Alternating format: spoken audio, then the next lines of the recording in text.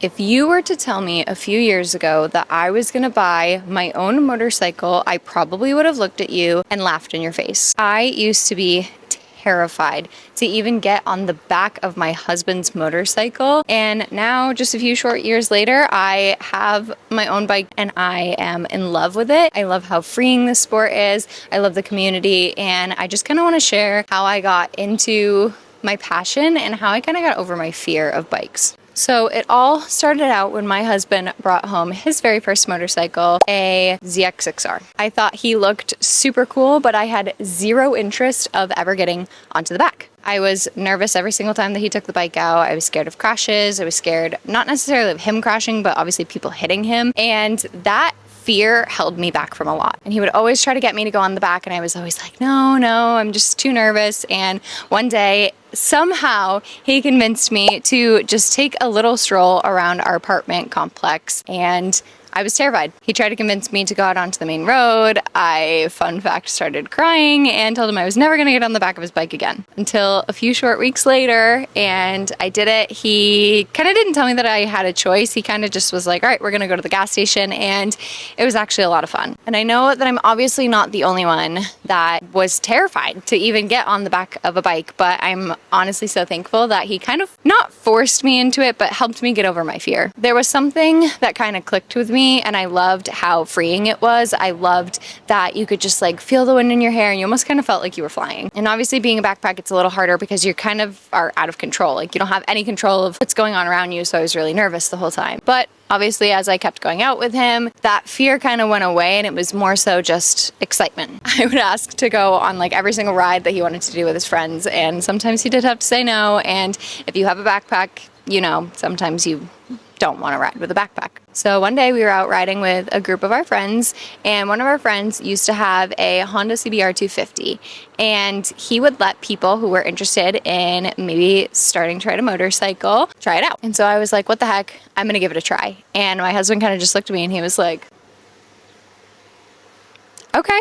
And I didn't even give it throttle yet, and I was like, this is the coolest thing I've ever experienced. It's such a different feeling going from being a backpack and not having any control to controlling the entire bike and controlling where you go and being able to genuinely ride your own ride. So I started on that for a couple times. We did a couple of little parking lot sessions, and I kind of got, you know, a little bit more comfortable with clutch control to the point where I was like, I think I kind of want to get my own bike. And obviously I'm super thankful that our friends even let us practice on that, but it's different using somebody else's, especially bike, versus your own. So I did a little bit of research, and my first bike that I bought was a 2018 Gixxer 250, and I thought it was the coolest thing ever. I still didn't like really know what I was doing. I was learning a lot. I hadn't even taken my MSF course yet, and I did go out a couple times, and I did at one point drop that bike. Insert clip.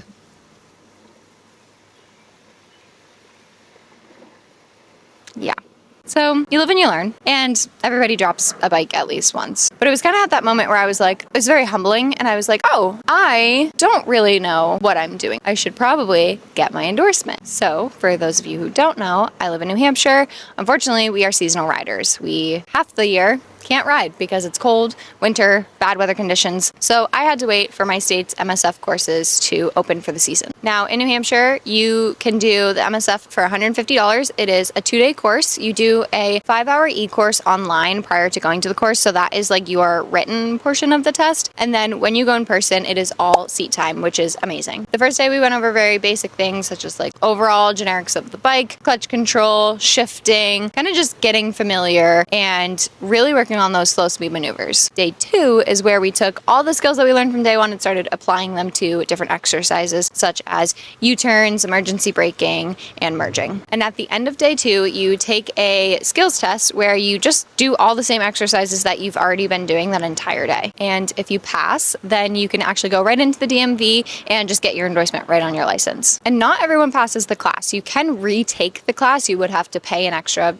$150, I'm pretty sure. But it's definitely a skill that is not meant for everybody. Some people get on the bike and they're like, oh, this is not for me. And that did actually happen in my class. 2 people actually did go home. But overall, taking the MSF was one of the best decisions that I made because it made me an overall better rider. I was able to learn different techniques that I use every single day that I go out riding. And of course, getting my endorsement for my license. I kind of jumped ahead a little bit. Before I signed up for my MSF, I did actually end up selling my Gixxer 250.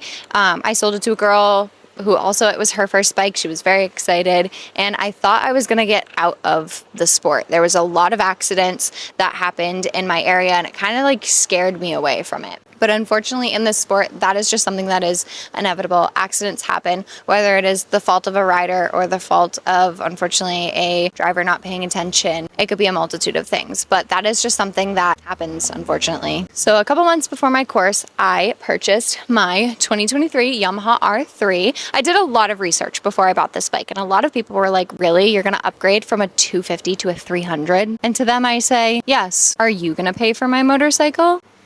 If you are, you can pick it.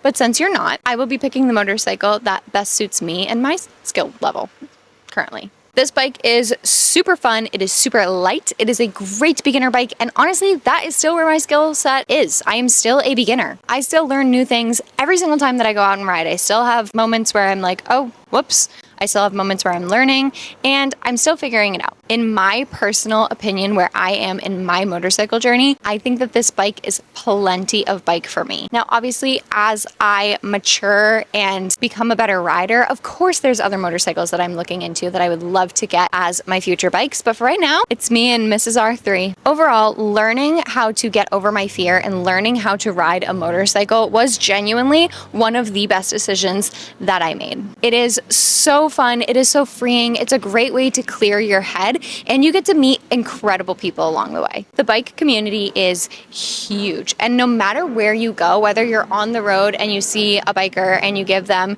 a little biker wave, or if you're going to meets, there are so many awesome people that you get to meet and make friends with. So I recommend, even if you're not ready to purchase a motorcycle, maybe even just take the MSF course. Try it out for yourself. See if it's something that you would be interested in, because this is so much fun. And that is how I went from being absolutely terrified to getting on a motorcycle to owning my own. So if you are a new rider and you're considering getting your first motorcycle, maybe you've just passed the MSF, I want to know what bike you would get as a beginner or what bike you did start with as a beginner. Drop it in the comments below and be sure to subscribe and check me out on all my other social platforms. First YouTube video in the books.